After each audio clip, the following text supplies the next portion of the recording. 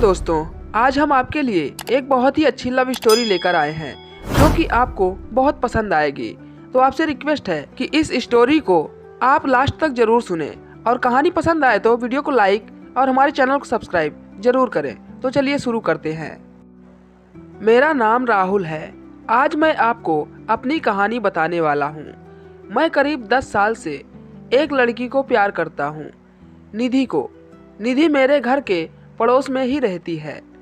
मुझे उससे पहली नज़र में ही प्यार हो गया था। वो मेरे उस समय का प्यार है जब मैं यह भी नहीं जानता था कि प्यार होता क्या है। मेरा कपड़े का बिजनेस है, काफ़ी अच्छा है। मेरी और कोई भी इच्छा नहीं है सिवाय निधि को अपनी ज़िंदगी में लाने के। हम दोनों अभी तो बहुत अच्छे दोस्त हैं। निधि मुझसे सारी बातें शेयर करती है। अभी तक मैंने उसे प्यार का इजहार नहीं किया है। निधि का एक सपना है कि उसे मुंबई जाकर एक एक्ट्रेस बनना है, फिल्मों या टीवी में। इसलिए मैंने उसका सपना पूरा करने के लिए उसकी मदद की, उसके घर वालों को मनाया और उसे मुंबई भी मैं ही छोड़कर आया था। निधि के पापा उसके बचपन में ही चल बसे थे। उसकी मम्मी के साथ वो अपने मामा के यहाँ रहती है। निधि को उस समय बहुत शौक लगा था। कुछ दिनों तक वो बोल भी नहीं रही थी, मामा को पापा कह रही थी। उस समय से उनका परिवार निकल गया। अब मैं चाहता हूँ कि निधि अपना यह सपना पूरा करे, इसलिए मैं भी उसकी मदद कर रहा हूँ, लेकिन शायद उतना आसान भी नहीं था। निधि 3 सालों से मुंबई में है। मैं उससे बात करता रहता हूँ, कभी कभी मिल भी आता हूँ।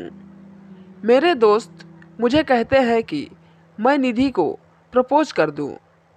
ऐसा बहुत बार उनके कहने पर एक रात मैंने निधि को फ़ोन किया। निधि को फ़ोन किया तो उसने वहाँ से कहा, राहुल कहाँ हो तुम? मैंने कहा, निधि मैं राहुल अभी घर पर हूँ। वो बोली, घर?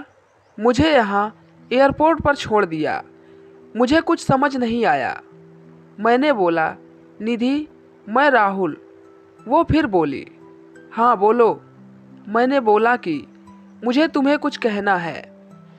ऐसा कहकर मैंने आई लव यू बोल दिया और मेरी खुशी का कोई ठिकाना नहीं रहा जब निधि ने भी I love you too Rahul बोला और बोली कि मैं आ रही हूँ सुबह तुम्हारे पास।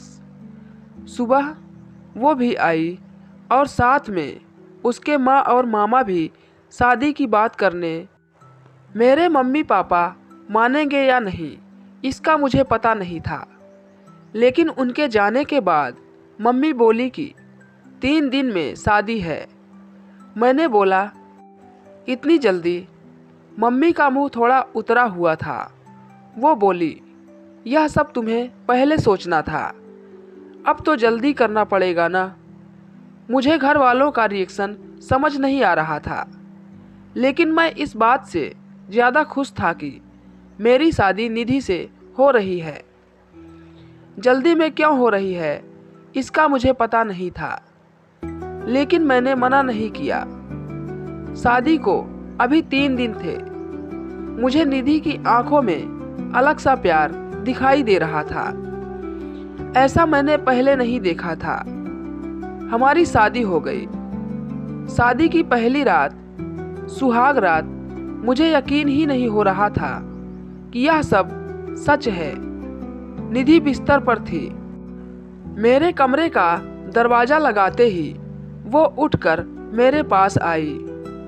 निधि ने आकर मुझसे कहा, तुम्हें किसी ने कुछ बताया तो नहीं?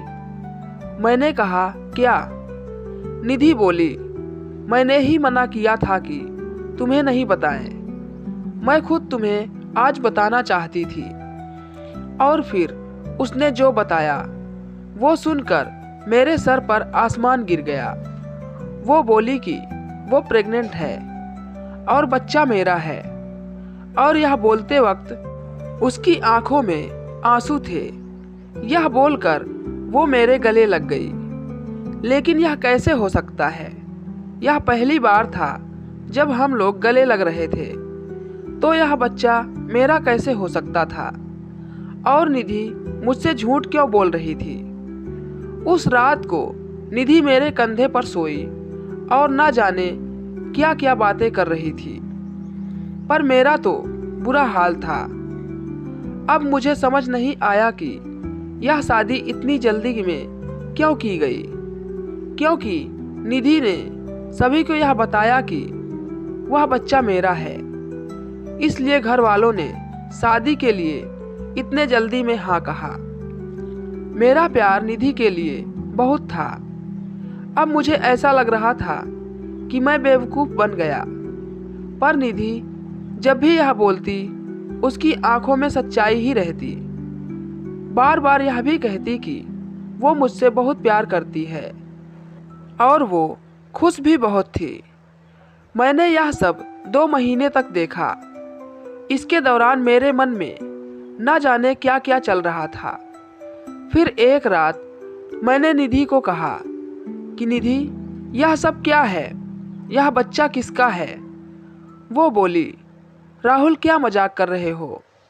मैंने बोला, निधि तुम मुझे सच बता दो, मैं तुमसे प्यार करता हूँ। यह बच्चा किसका है? मैं इस बच्चे को अपना लूँगा। वो रोने लगी, बोली, क्या बोल रहे हो तुम? मुझे ऐसा समझते हो? क्या कहना चाहते हो? यह तुम्हारा नहीं है। उस रात मेरे सब्र का बांध टूट गया और मैंने निधि को घर से जाने को कह दिया। निधि उसी समय अपने घर रोते हुए चली गई। हमारे घरों में यह बात पता चल गई थी। निधि मेरे प्यार का फायदा उठा रही थी। फिर एक दिन जब निधि अपने घर वालों के साथ डॉक्टर के पास गई थी, तब एक औरत 55 साल की निधि का पता पूछने मेरे दुकान पर आई। मैंने बोला वो उसका घर है, पर अभी वो है नहीं। मैंने उससे पूछा, आपको क्या काम है? वो बोली कि मैं निधि उस रात एयरपोर्ट से उस दुर्घटना के बाद अचानक चली गई। मैं पूछना चाहती थी कि वो ठीक तो है ना? मैंने पूछा, कैसी दुर्घटना? वो बोली, एक्सीडेंट मेरे बेटे राहुल का। मैंने पूछा, राहुल?